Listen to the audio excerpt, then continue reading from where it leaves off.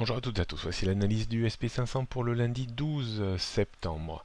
Retour à la réalité pour le SP500 et surtout retour à la volatilité qui s'était écrasée depuis un grand nombre de semaines et qui est revenue d'un seul coup vendredi soir et en ce début de semaine.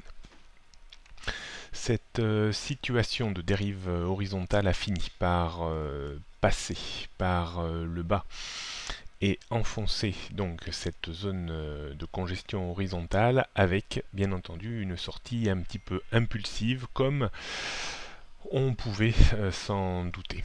Il n'y a rien de bien dramatique pour le moment.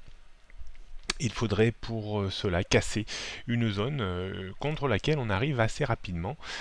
Casser 2090, 2100 points pour décourager peut-être beaucoup plus d'investisseurs et voir le SP500 entamer une vraie séquence baissière.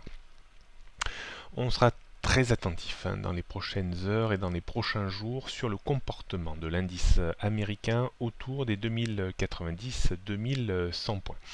Un effet de pullback vers 2135 voire 2150 reste toujours possible, mais compte tenu du caractère très impulsif de la baisse, ce n'est pas absolument nécessaire.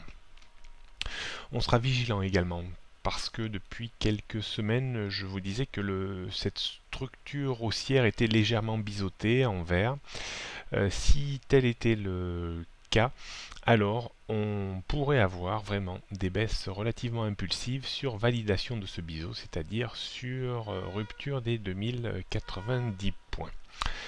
On jette un coup d'œil sur les prochaines résistances, donc 2135-2150 qui était un support jusqu'à présent devient résistance maintenant. Les 2185 et 2210 points s'éloignent d'autant. Support 2090-2100, c'est vraiment la zone qu'il faut surveiller cette semaine. En dessous, on trouvera un courant vraiment beaucoup plus vendeur sur les 2060 voire 2000 points. Tendance moyen long terme reste toujours haussière tant qu'on se maintient au-dessus des 2090-2110 points en clôture semaine au moins, pour être un petit peu plus sûr. Et la tendance court terme a rebasculé un petit peu à la baisse, tant qu'on se maintient maintenant en dessous des 2150-2160 points. Bonne journée à toutes et à tous.